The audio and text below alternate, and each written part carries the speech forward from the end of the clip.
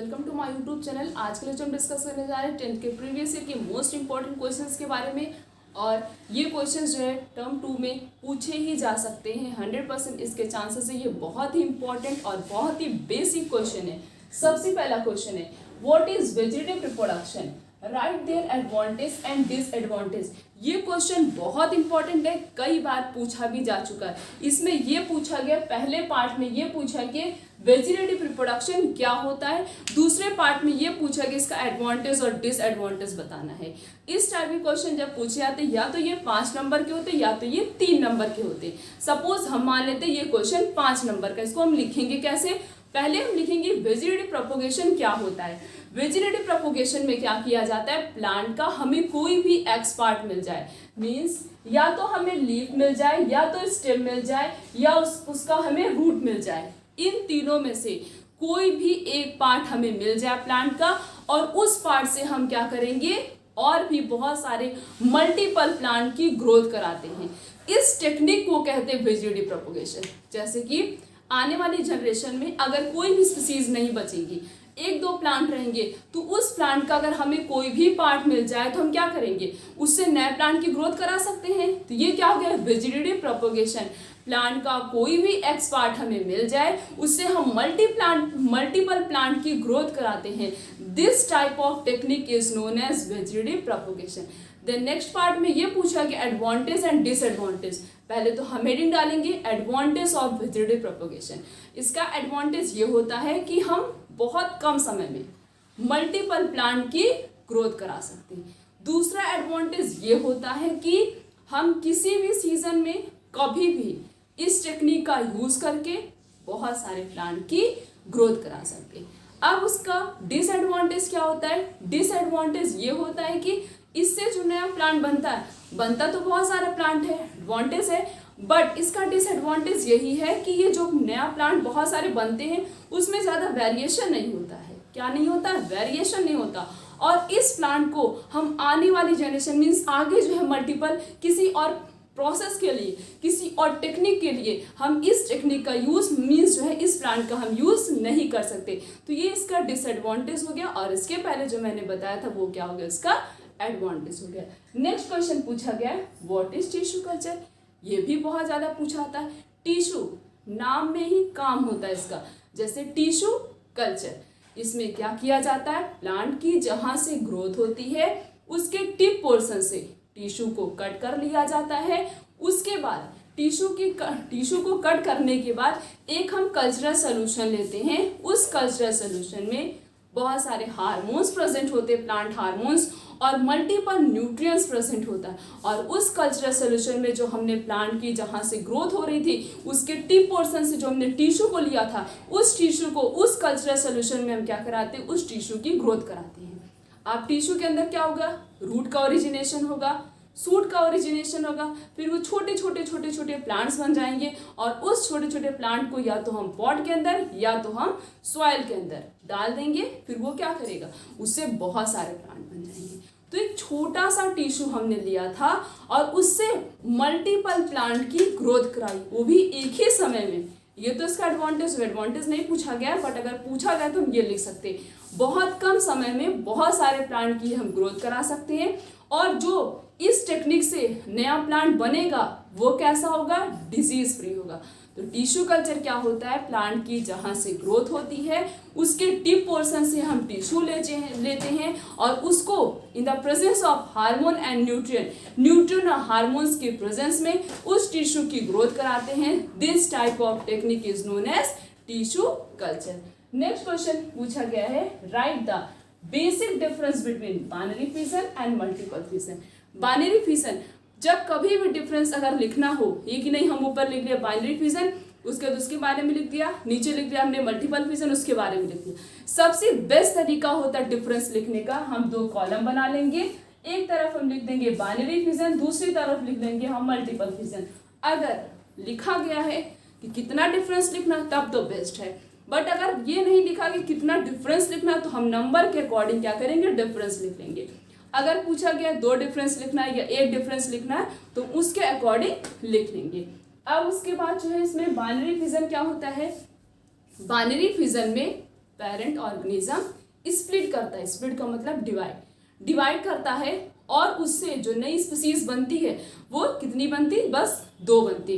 तो parent organism जब split करता है, डिवाइड करता है, वो 2 नए ऑर्गेनिज्म को, 2 नए स्पीसीज को प्रोड्यूस करता है। This type of technique is known as binary fission. अब नाम से पता चला मल्टीपल फिजन क्या होता है। मल्टीपल फिजन में पेरेंट ऑर्गेनिज्म स्प्लिट करता है और उससे बहुत सारे नए ऑर्गेनिज्म का फॉर्मेशन होता है, उसे कहते हैं मल्टीपल फिजन। अब बाइनरी फिजन और मल्टीपल फिजन का एक एग्जाम्पल हम लिख सकते हैं। बाइनरी फिजन का एग्जाम्पल हो गया अमीबा, और मल्टीपल फिजन का एग्जाम्पल क्या हो गया, प्लाज्मोडियम। क्या हो गया, प्लाज्मोडियम। प्लाज्मोडियम क्या करता है, मलेरिया डिजीज कॉज करता है। जब ये स्प्लिट करता है तो बहुत सारे लार्वा प्रोड्यूस करता है, तो एक ही बार में बहुत सारी स्पीसीज का फॉर्मेशन हुआ। The next question is why testis are present within a pouch like bag.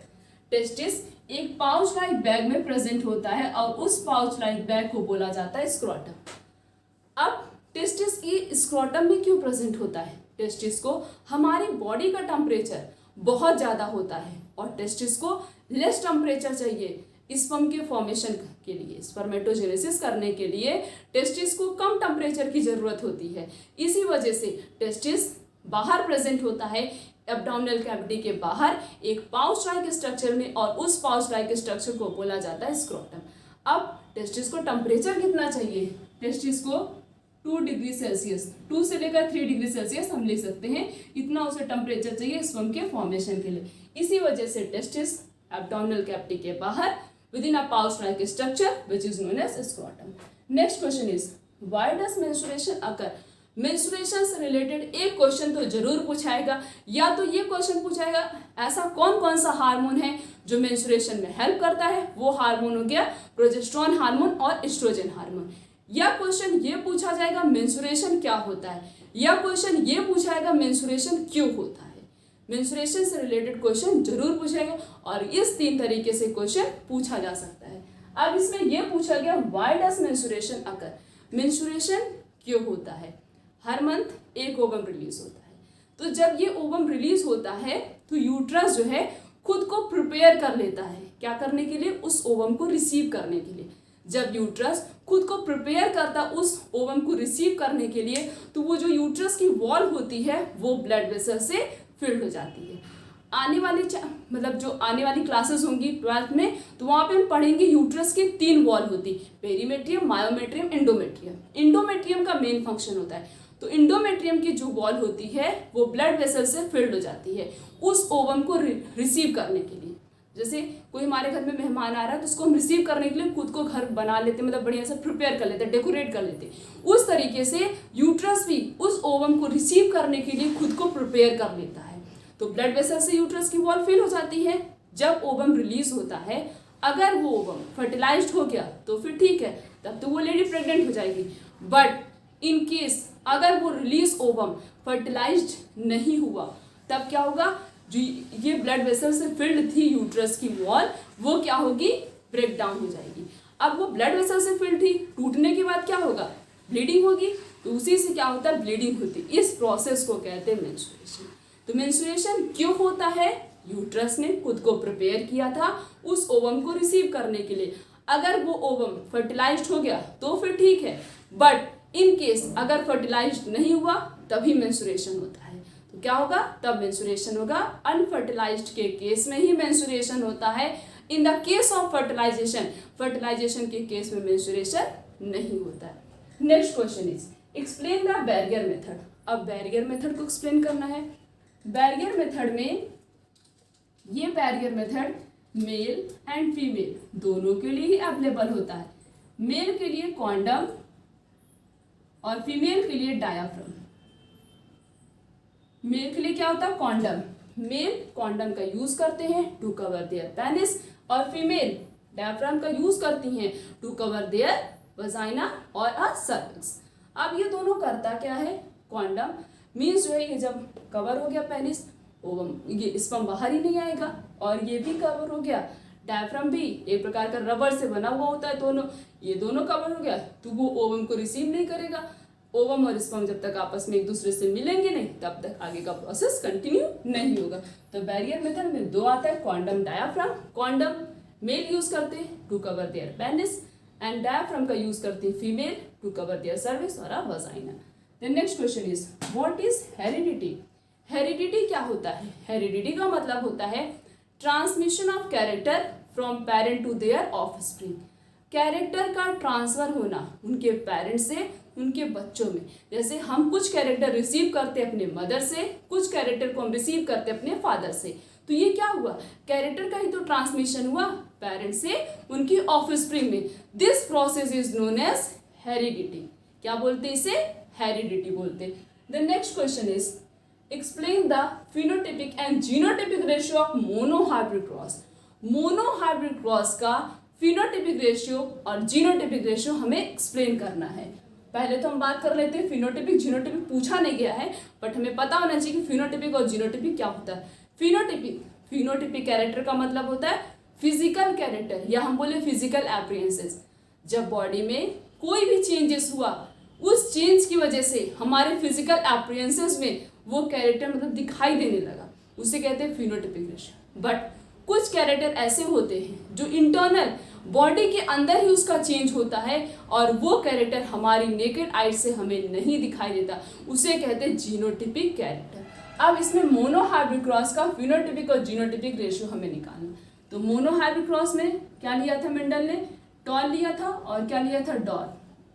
Toll के लिए कैपिटल टी, डॉर्फ के लिए स्मॉल टी। पहले तीन दोनों की हम वापस क्रॉसिंग कराएंगे।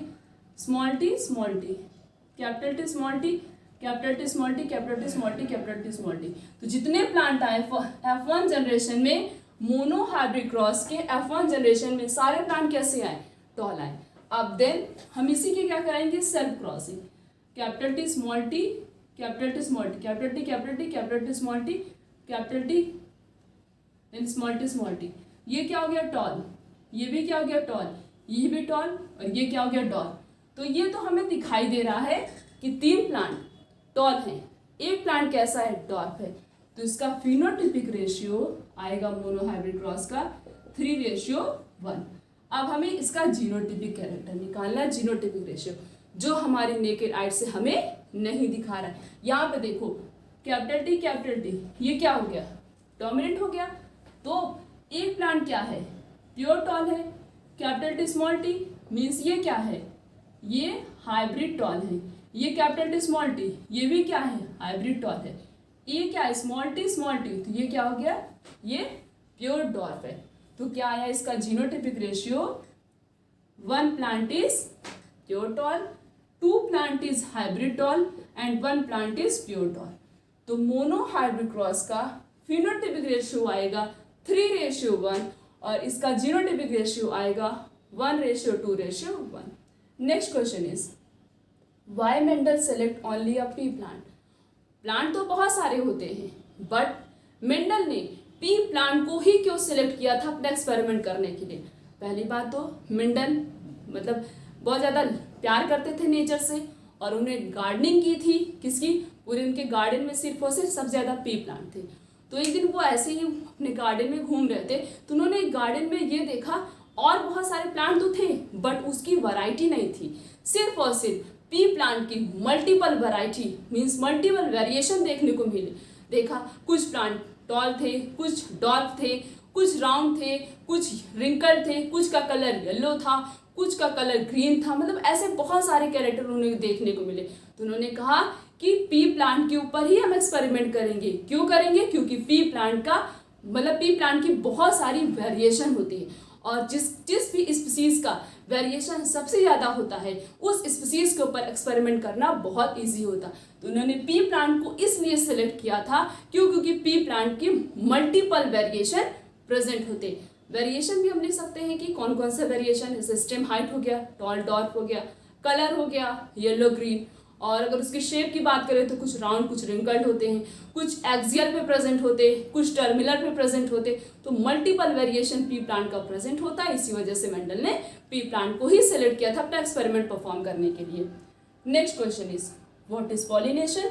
What is the importance of pollination?